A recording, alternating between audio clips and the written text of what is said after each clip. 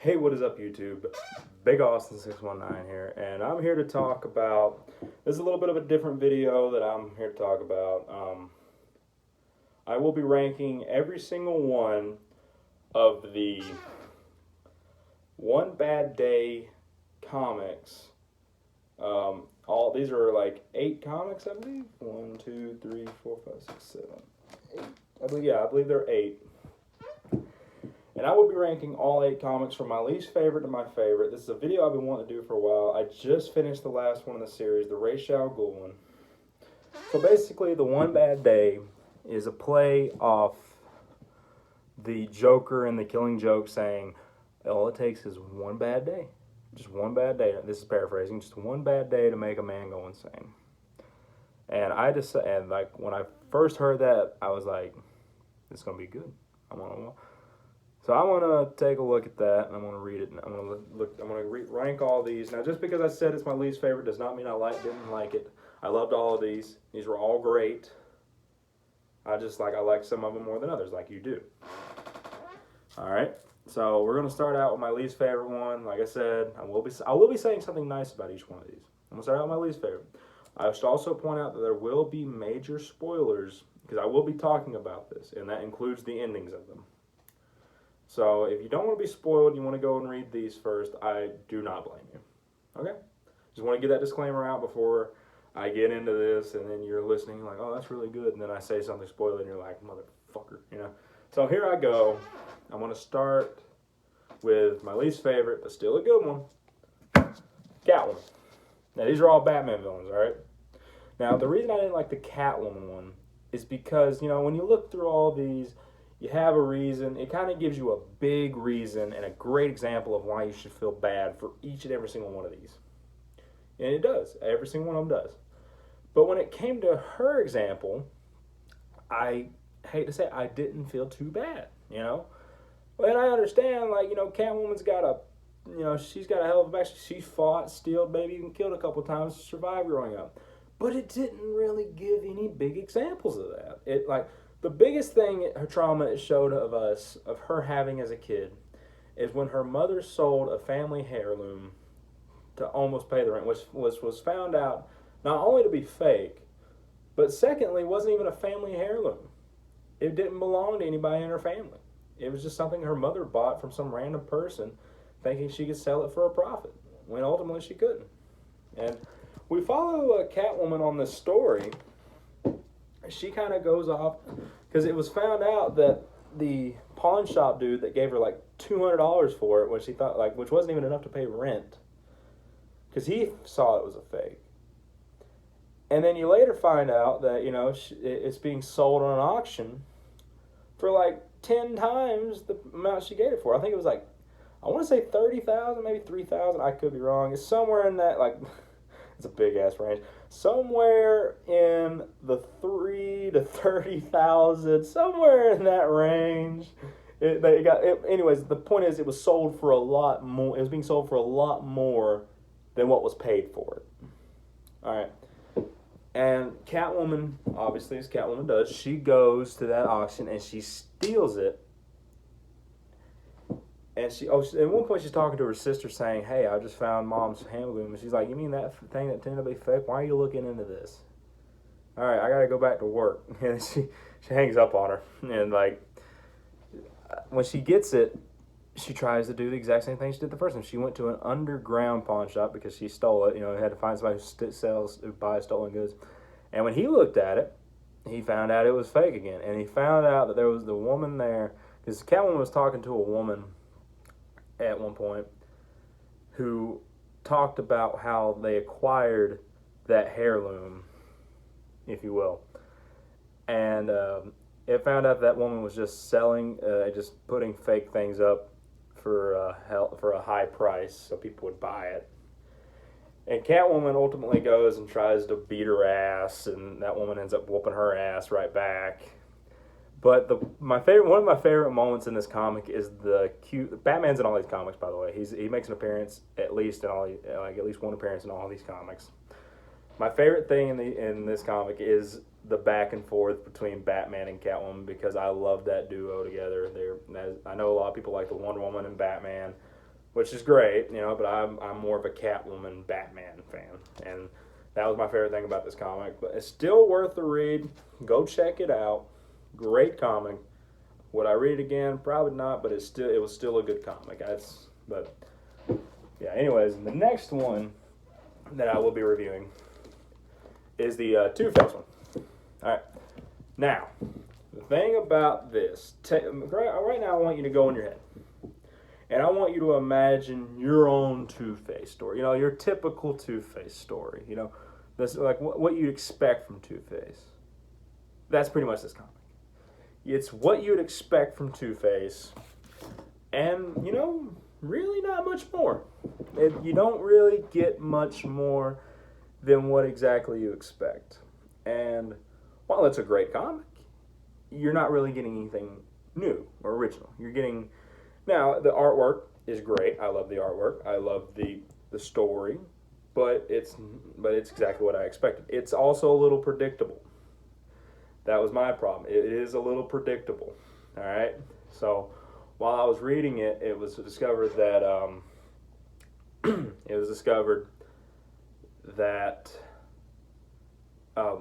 Harvey Dent is asking Batman for a favor to help his dad out because his dad got a threat in the Post about it. He's like, yeah, my dad's getting this threat. I don't know who's sending it. I need you and the Bat family to be there as backup. And when I saw that, at the beginning it argues that Two-Face is arguing with the Harvey Dent side of himself. So when I saw that letter, I was like, it's just Two-Face, isn't it? Two-Face is the one that sent that letter. And ultimately, you're right. I expected that, and it happened. Yeah. But like I said, it was a pretty good read, and my favorite part about it, which is kind of a fucked up part, is he actually messes his dad's face up at the end of it. He doesn't kill his dad. He messes his dad's face up. All right? So he knows what kind of pain he went through. All right?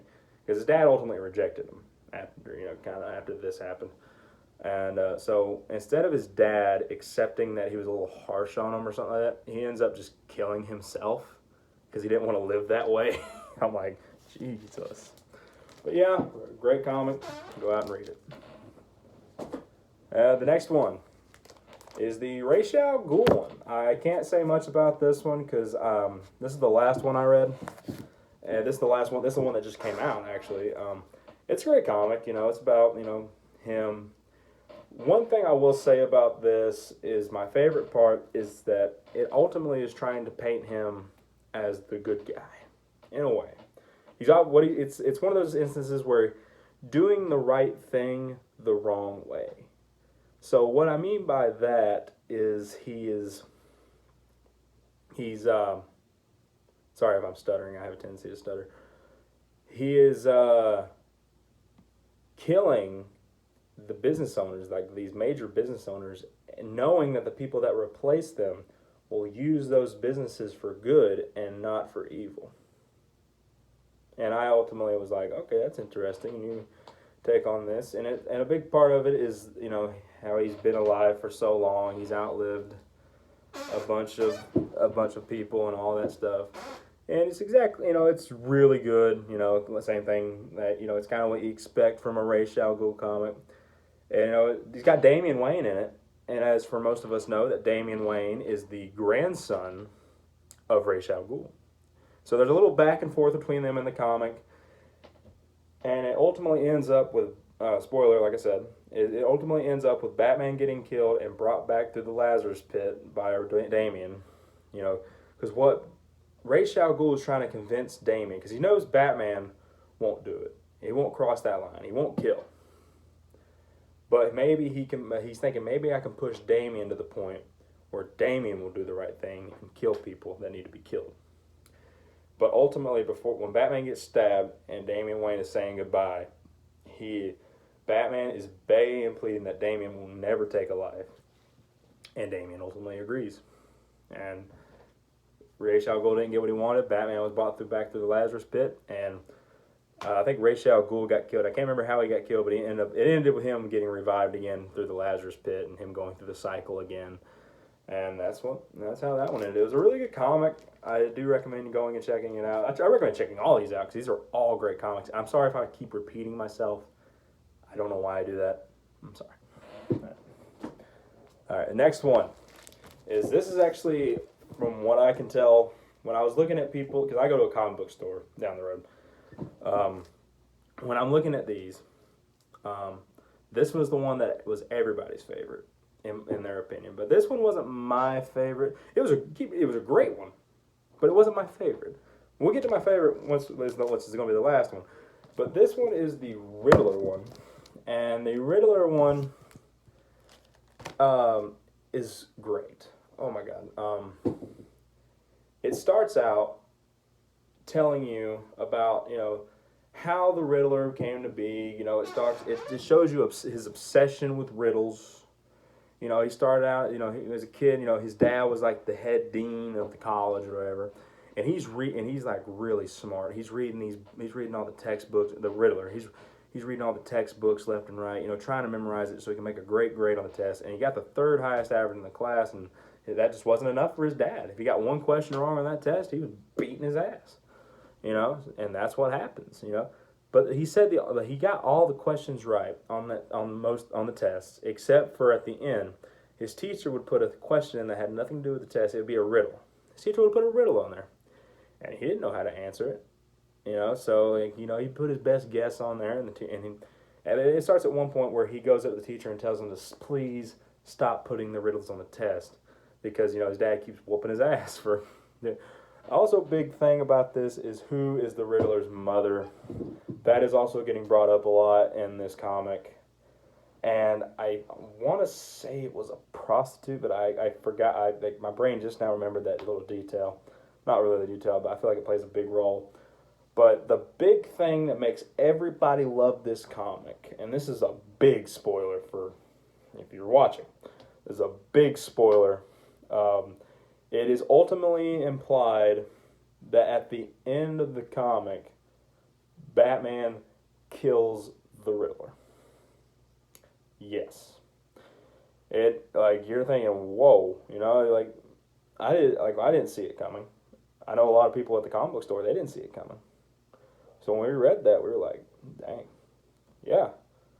So it is heavily implied, if not pretty much said, that the Batman kills the Riddler at the end of the comic, and that's how the comic ends.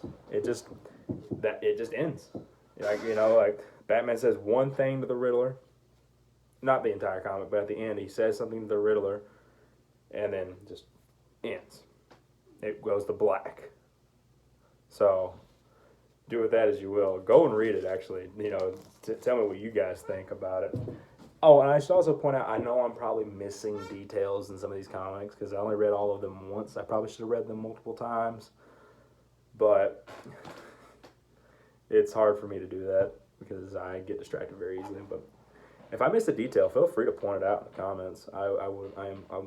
If you want to be critical, by all means be critical. I'm open to criticism. This one is a good one. It is the Penguin.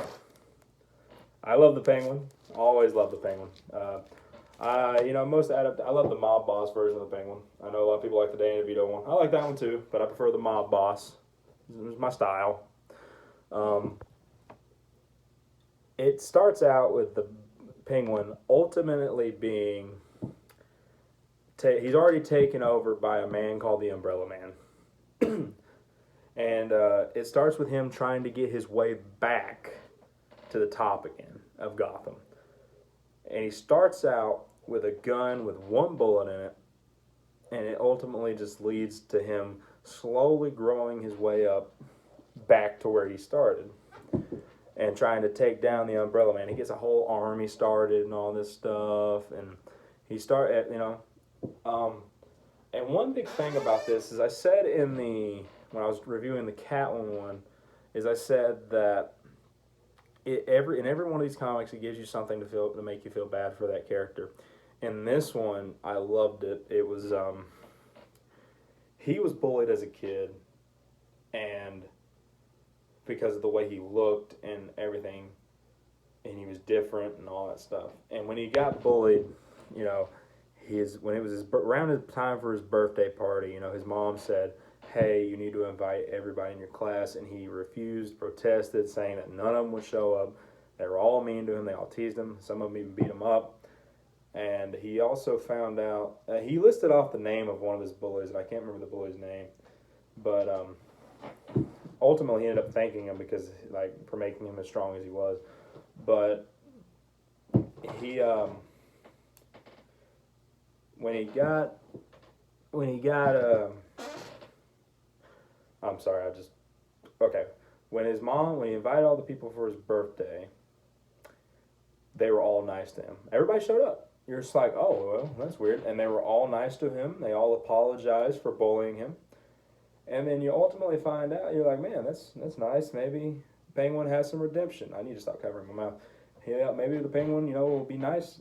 People will be nice to the Penguin. But no, you ultimately find out they're all being nice to him, is because, sorry, I thought that was something behind me, is because his mom paid every single guest $100 to be nice to him for that day. And they accepted. And they were nice to him for that day. And that led to that. And then you're like, wow. And I love how it ends. Because towards the ending, when he goes to take his place back as the crime lord of Gotham, he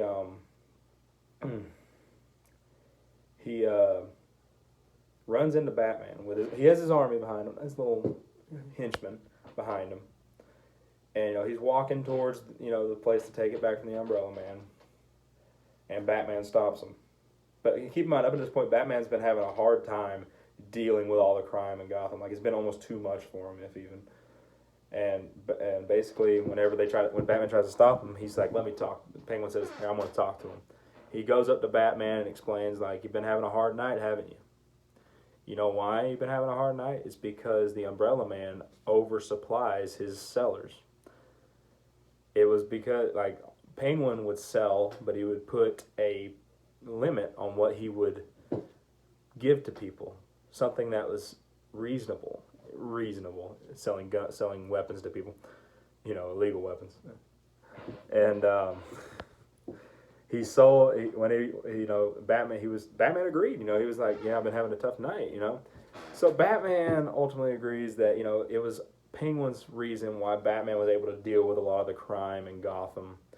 He's like, "Yeah, because of this, I was able to deal with a lot of crime." And so Batman ultimately agrees, despite you can tell he doesn't want to. He doesn't say, "I agree." He just kind of goes away, like in Batman fashion.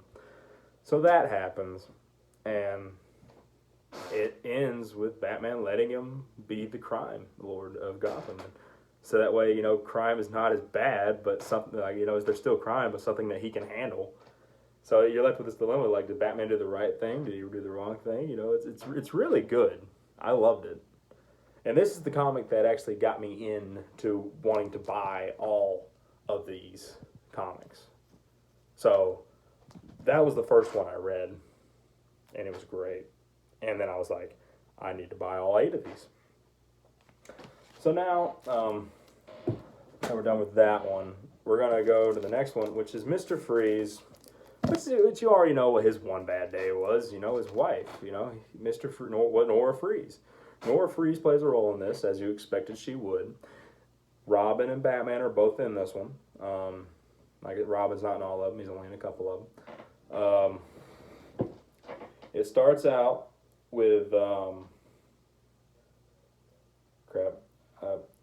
it doesn't start out, but it does. At one point, Batman says that most of the criminals he brings in are irredeemable. That you're just like, what?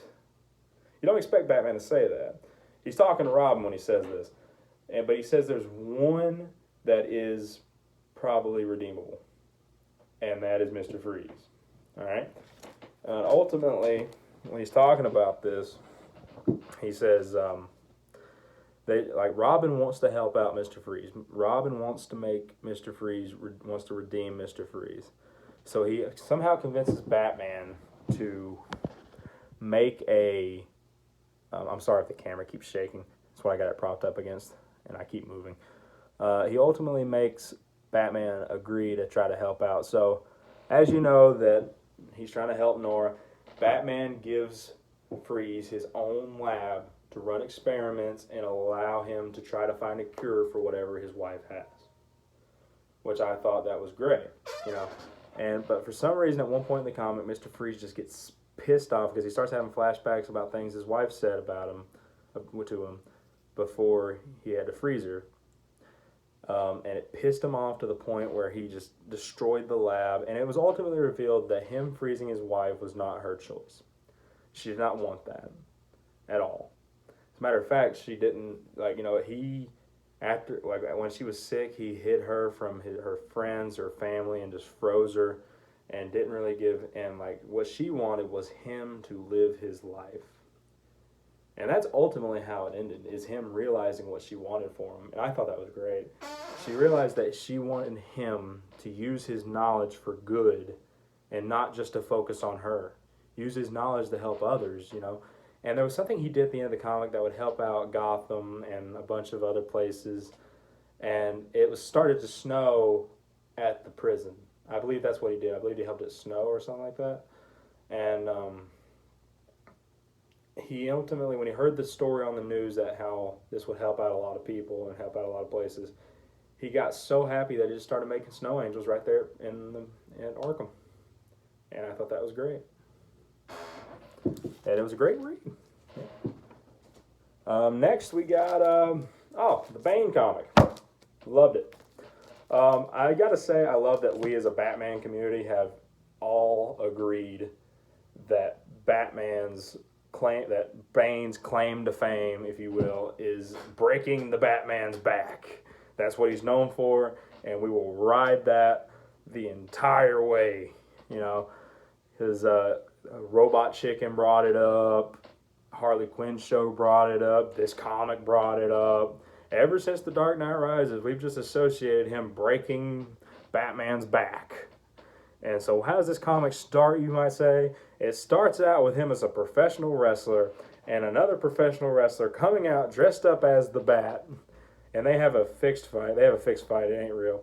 He comes out and he breaks his back. He pins him for the 3. I don't know if he even pinned him. I think they counted it like a knockout or something like that. And I'm just like, man, we really love Bane breaking the Batman's back. But after the fun and jokes are over, it starts out with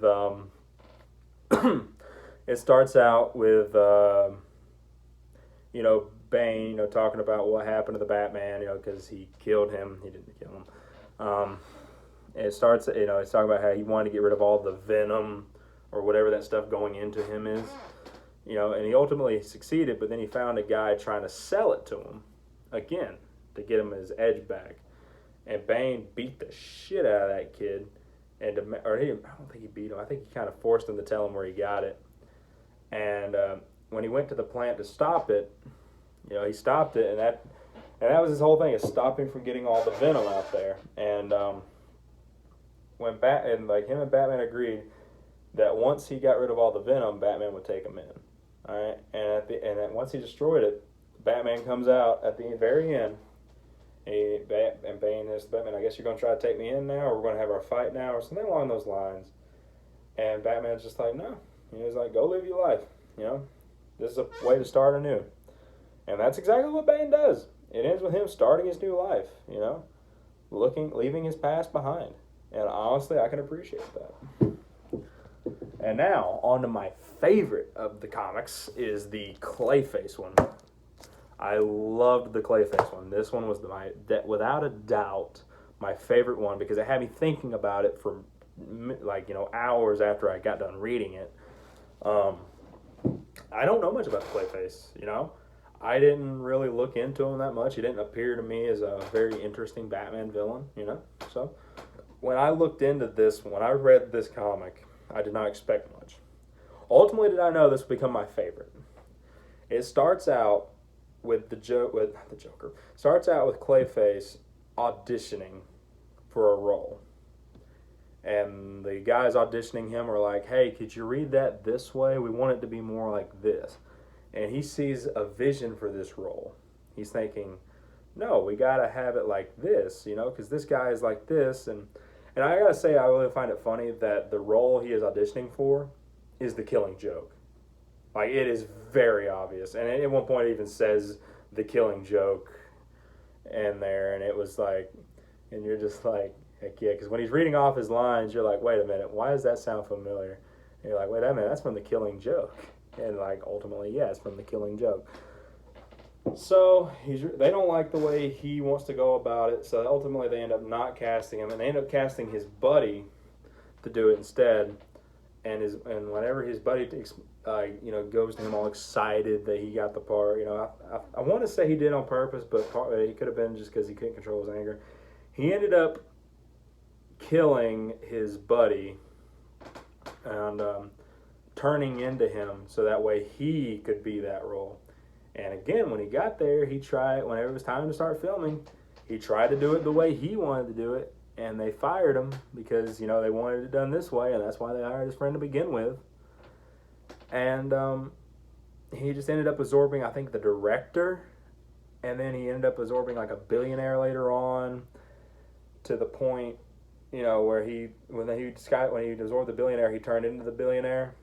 I don't think he has to absorb them to turn into him, but this comic book made you believe that. But that's just a theory. But when he turns into the billionaire, he throws this big party, and everybody's there. Bruce Wayne's there, and he turns back into the person he was at the beginning. So that way, and because he invited all his friends as well, minus the one that he absorbed, of course. And they're all talking, and they're like, wonder where he is. He's like, oh, I'm sure he'll be here eventually. And then he reveals his past to him. He reveals that he used to live in Gotham, and that he was Clayface. And when he told them that, they ultimately kind of turned on him, and they started putting pieces together on where their buddy might be. They started theorizing that he killed him. And next thing you know, he starts freaking out, and he kills, I think 8 people at the party. And he's running away, crying. He's crying, and Batman is there. He's crying out to Batman, saying, Batman, you don't understand. This is the way this city works. They absorb, and they mock each other and stuff like that. And he's crying. He's Clayface at this point. He's not disguising anybody. He's just Clayface. Batman just looks at him. He's like, you just killed 8 people, all right? You just killed 8 people. This is ridiculous, And ultimately, Batman ends up defeating Clayface and turning him in. And this is why this is my favorite comic. Major spoilers right here. This is the ending of the comic. He ends up defeating Clayface, and when he turns him in, Clayface feels so horrible about what he did, is that he is literally in the middle of the floor. He's just a head. He's not even the full clay. He's literally just a head. And he has surrounded himself with clay versions of all the people he's killed up until that point. And he's reading all, keep in mind, this started out because he couldn't take criticism. He's reading the lines off from the beginning to all the people surrounding him. He's reading those lines off, and he's like, so, what'd you think? Come on, give me criticism. I'm very open to feedback. Come on, tell me what you thought, And I took that as he is basically a head on the floor begging for forgiveness surrounded by the people that he's killed. And I am like, jeez, that was a great comic. And the more I thought about it, the more I ended up loving it. So that is why this one is my favorite comic of the all series. These are all great comics. I highly recommend you guys go out and check them out. They're not very expensive comics. They're I think I paid $7.99 for each of these. So they're fairly priced. You're getting your money's worth on all these, about 66 pages. So I highly recommend going and checking them out. I hope you guys enjoyed this video. This is something new I've been wanting to try. Have a great day.